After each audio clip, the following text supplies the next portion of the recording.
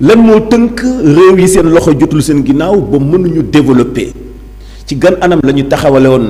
FMI Banque mondiale ngir di dooleel réew yu am doole yi di gën a néewal doole réew yi néew doole yi foog ni FMI da leen di jàppale di leen dooleel jox leen tuut ba noppi xàllal leen fi ñu koy def ngir mën koo récupérer waat loolee di jàngat bu am solo boo xam ne analyste politique bi doon professeur Arona Niang dellu soit na ci ngir leeral ci nan la ñu war a yeewoo pour am suñu autonomie bopp lu du jafe lay doon ndax bu ñuy wax souveraineté tey te suñu télécommunication suñu électricité ak yeneen moomuñu ko ñun à 100% xëy na dina xaw a jafe lool ñu wax souveraineté mais nag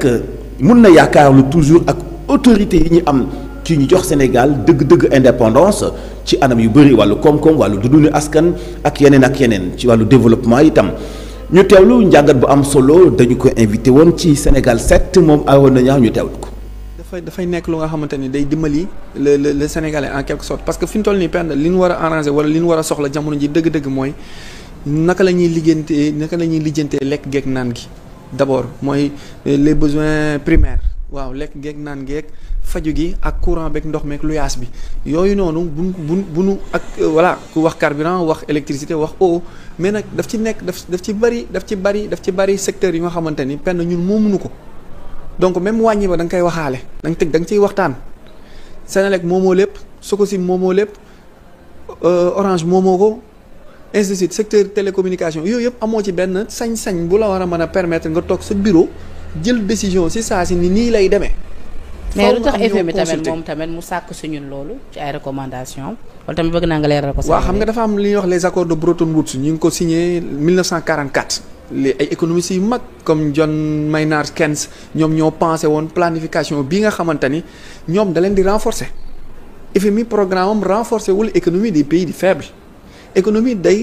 FMI day renforcer économie les pays de la triade mooy du centre dominant mooy occidentaux yi comment. mooy day asphyxier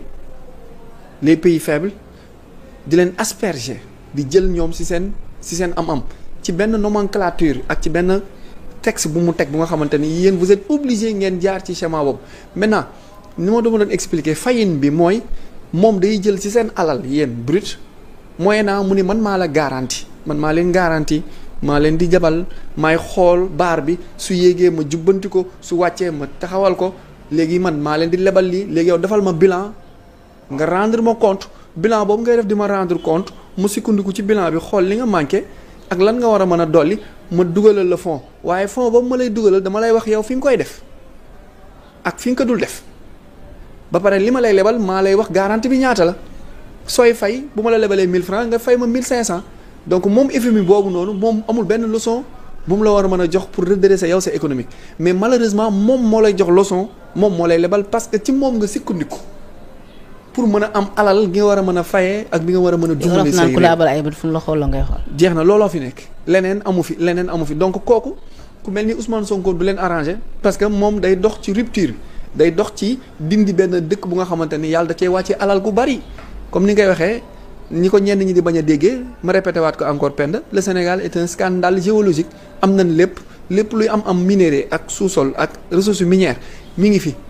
heure rek la ñuy xaar yii dafa feeñ yii feeñagul yii seen heure yi ngi jot yii ñi ngi waaj a ñëw. suñu demee ba suñu heure boobu jot nag xam naa ni boobaa moom FMI dinañu abal. non FMI ci boppam sax day dee léegi balaa muy yàgg Trump da ko fiy jëlee. ñoom ñëpp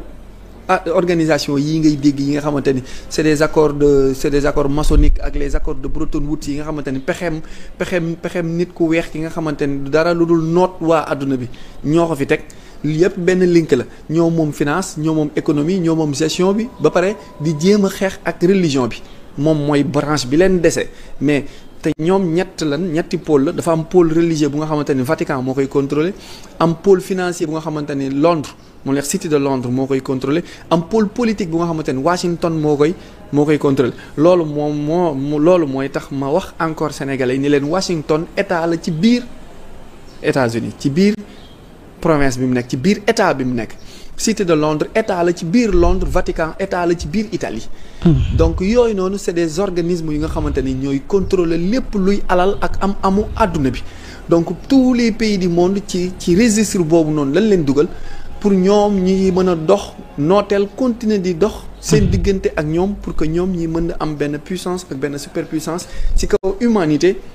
contrairement aux pays faibles yi nga xamante ne amuñu benn échappatoire amuñu fenn fu ñu jëm donc képp koo xamante ne da nga dox jëm ci yoonu génn fippu ñoom ñu tegal la ay ndëgg sërëx su ko defee économiquement nga rabaissé donc bu am solo bu ñu àndoon ak Arona Niang mu wax ci ay domaines yu wuute ci FMI ni ki itam la doon taxawaayu Sénégal société yeneen yu existé Sénégal te xëy na ñeneen am ci loxo loolu moo ñu ubbil xët ngir ñu gën a progresser ci wàllu boobule